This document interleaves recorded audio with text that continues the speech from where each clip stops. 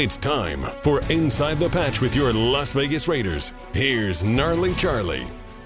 Welcome back to Inside the Patch. It's Gnarley Charley along with my special guest, Mitch Adams, the creator of the Perfect Rotation Training Basketball. And man, you're an inventor. You're like Albert Einstein now. Inventor, yes. Einstein, we got a ways to go for that one. Well, I just know that. Well, if you want to check out the Perfect Rotation Basketball, how do we get a hold of it?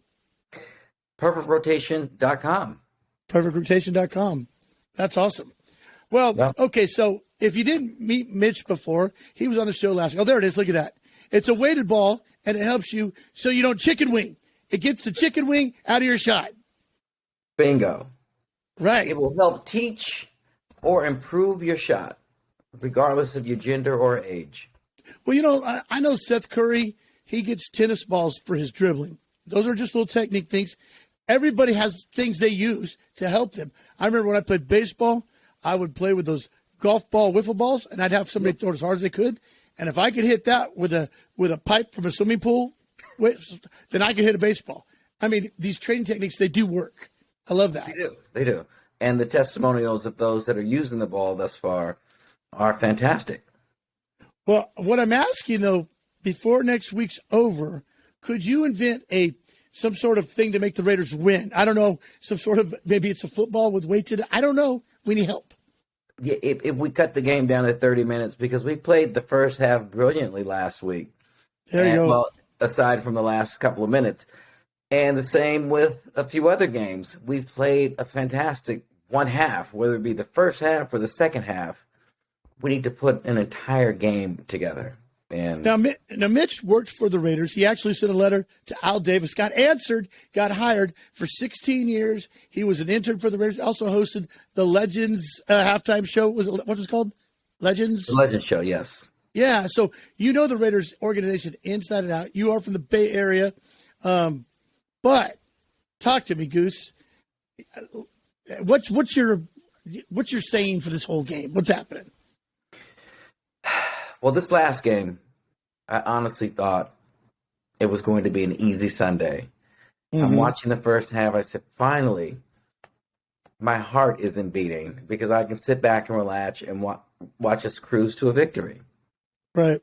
Didn't happen. When we did not convert that fourth down play at the end of the second quarter, right, and it hit the defensive back or the linebacker on his back, and the running back was falling backwards, and it hit the defensive player in the back.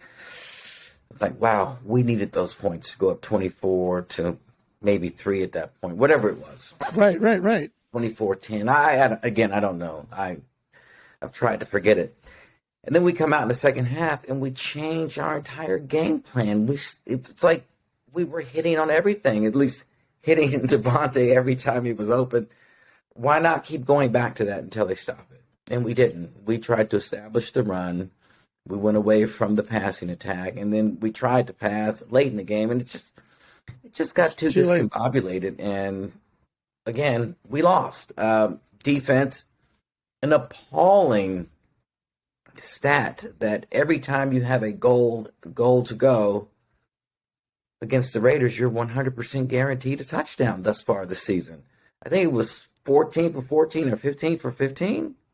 Yeah, that's ridiculous. Abrams lost his job. Now, I don't know. It was just because of this game. It was a lot of things. I didn't think he fit into what they're trying to do. But, I mean, I just liked his attitude.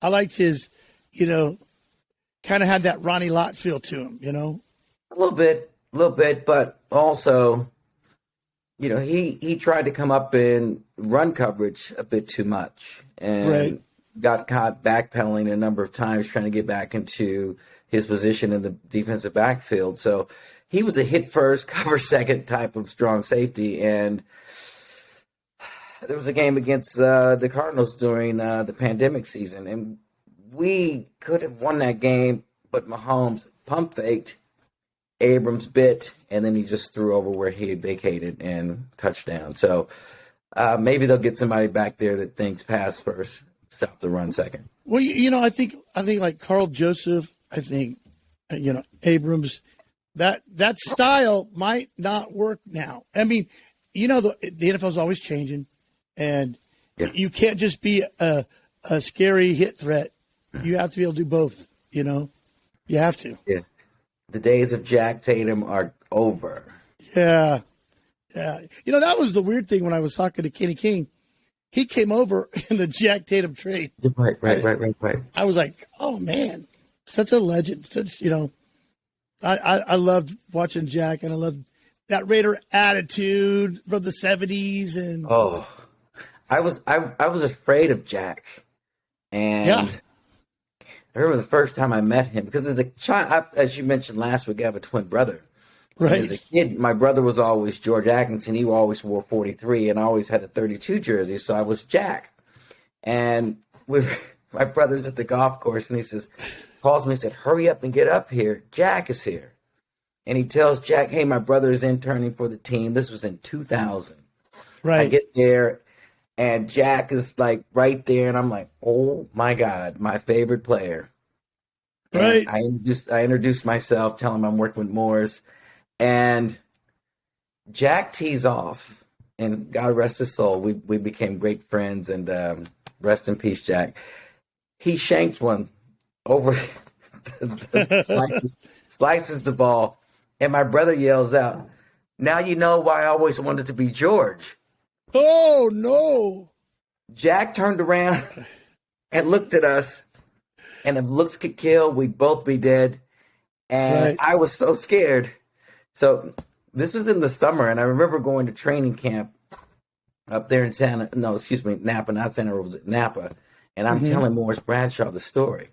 And he finds it to be funny because he and Jack go back even to Ohio State. Right. And he says, you have to tell George this story. I said, I don't want to because it's going to get back to Jack. Right. And so we told George, and he laughed. He said, I'm going to tell this to Jack. And I'm like, please stop.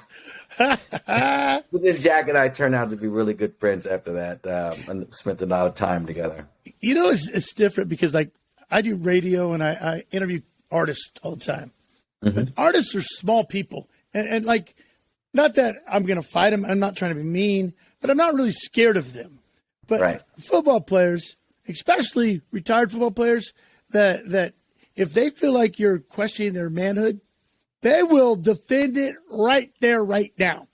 Oh, and I be careful when I'm joking. Like, I don't even want to joke, There's no doubt that when I would bring these guys in, they'd walk in before the crowd showed up, and this is the pregame show. They would be meek and mild, but as soon as they got on stage behind the microphone, it was like a light switch was flipped, and they became that player that they were however many years ago. And you could see the bravado come out, and it was just like, and I would always be amazed at how they would flip it on and then flip it off when they got off the stage. Yeah, and you're right. If someone got out of line, they were ready. I mean, it was almost like they were ready to play at that moment, and it was kind of scary sometimes to see these guys. Think about it when they're on the field, they're just hitting and yelling and screaming, and now they got to walk home. And you can't hit people like that now. You got to keep it on the field. That's a whole other thing. Keep it on the field.